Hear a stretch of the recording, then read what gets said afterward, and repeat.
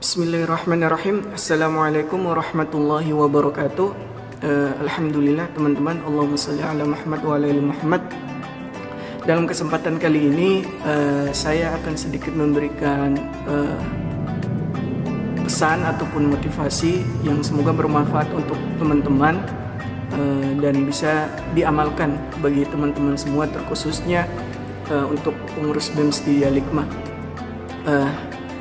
Yang ingin saya sampaikan adalah kali ini tentang urgensi tawadu dan juga pemahamannya agar kemudian tidak disalahgunakan, agar kemudian tidak disalahpahamkan dengan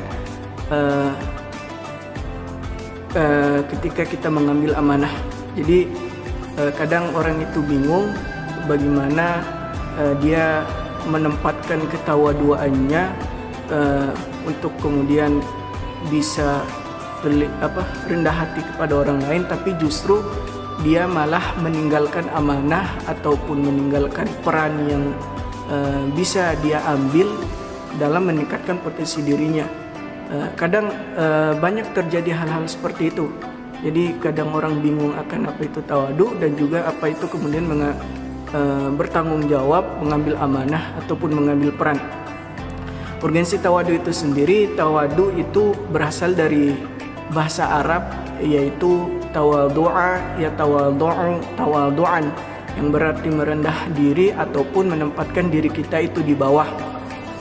Habib Ahmad Al-Habsyi mengatakan bahwa tawadu itu sendiri adalah lawan kata dari sombong.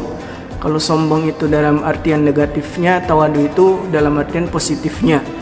Tawadu itu bukan, kata beliau, tawadu itu bukan kemudian kita menganggap kita harus berjalan di depan orang sambil menunduk-nundukkan kepala atau merunduk-rundukkan badan. Bukan, tawadu itu justru amalan hati yang kemudian kita harus merasa bahwa kita itu tidak lebih baik daripada orang lain, kita itu tidak lebih banyak pahalanya daripada orang lain, kita itu lebih berdosa daripada orang lain. Bahkan kita harus menganggap diri kita adalah lebih kurang daripada orang lain, sehingga sifat sombong itu akan hilang dari hati kita. Bahkan Imam Hasan Al-Basri pernah mengatakan tentang definisi tawadu itu, ketika kamu bertemu seorang muslim di jalan kemudian kamu menganggap bahwa dirinya lebih mulia daripada kamu. Imam Syafi'i juga kemudian berkata, orang yang tinggi derajatnya itu adalah orang yang tidak pernah menampakkan derajatnya, atau orang yang tinggi kedudukan itu adalah orang yang tidak pernah menampakkan kedudukannya, dan orang yang mulia itu adalah orang yang tidak pernah menampakkan kedudukannya.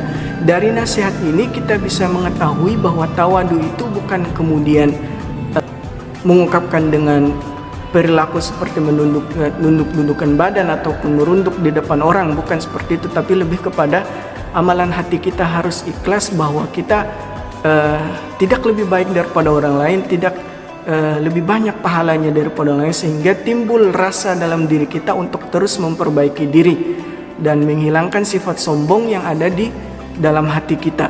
Bahkan dalam firman Allah sendiri di surat Al-Hijr, Allah berfirman, wakhfid janahaka lil mu'minin, dan berendah hatilah kamu di hadapan orang mukmin. Tapi di lain sisi banyak kemudian orang ataupun masyarakat ataupun mahasiswa terkadang ataupun aktivis dakwah atau aktivis Islam kadang menganggap tawadu itu lebih kepada menghindar daripada amanah atau menghindar daripada tanggung jawab.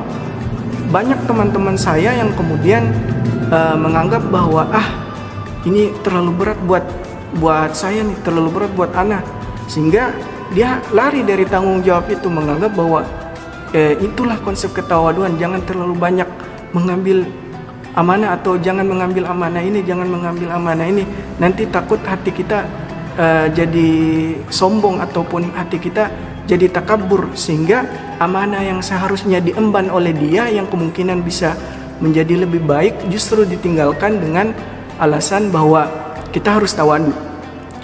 Syekh Fatih kan dalam bukunya Apa Loyalitas Kamu Terhadap Islam, dalam kajian bab tawadunya, beliau mengatakan ataupun ditafsirkan oleh seorang ulama atau seorang ustadz bahwa tawadu itu bukan justru kamu lari dari amanah, bukan. Tawadu itu bukan kemudian kamu lari dari peran.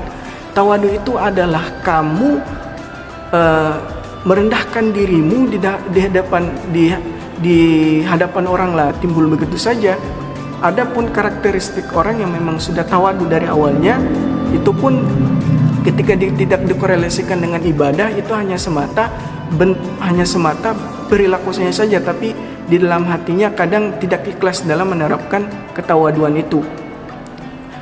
Di lain sisi yang saya maksudkan tadi adalah tawadu itu bukan kita lari dari amanah, teman-teman, bukan lari dari tanggung jawab yang diberikan kepada kita. Misalnya kita dititipkan menjadi ketua BEM ataupun menjadi ketua kelas ataupun menjadi ketua-ketua yang lainnya, yang ketua-ketua di lingkungan teman-teman semua.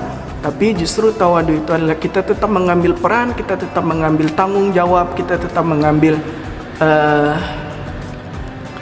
pos-pos strategis yang ada di lingkungan kita, yang itu kita jadikan sebagai proses pembentukan tawadu kita agar lebih ikhlas. Kenapa saya mengatakan seperti itu? Karena Umar bin Khattab pernah berkata, orang berilmu itu adalah setidaknya dia mencapai 3 tahap, yaitu yang pertama orang berilmu itu dia akan sombong, yang kedua dia akan tawadu, yang ketiga tahap yang paling tinggi dia akan merasa bahwa dia tidak ada apa-apanya.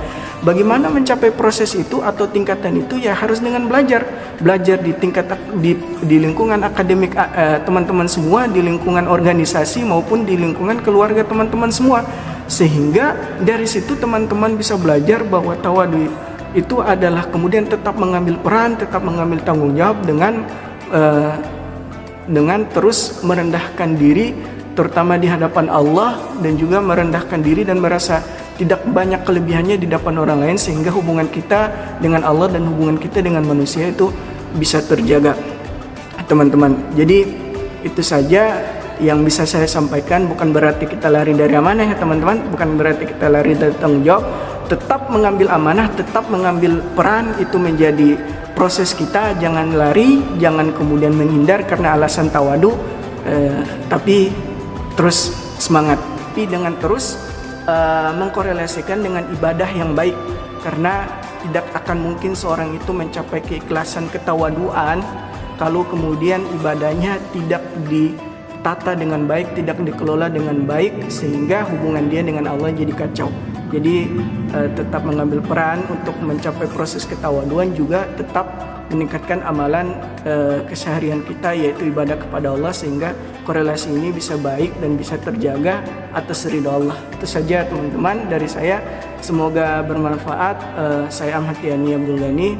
Assalamualaikum warahmatullahi wabarakatuh. Salam Kabinet Muda Membangun, salam mahasiswa.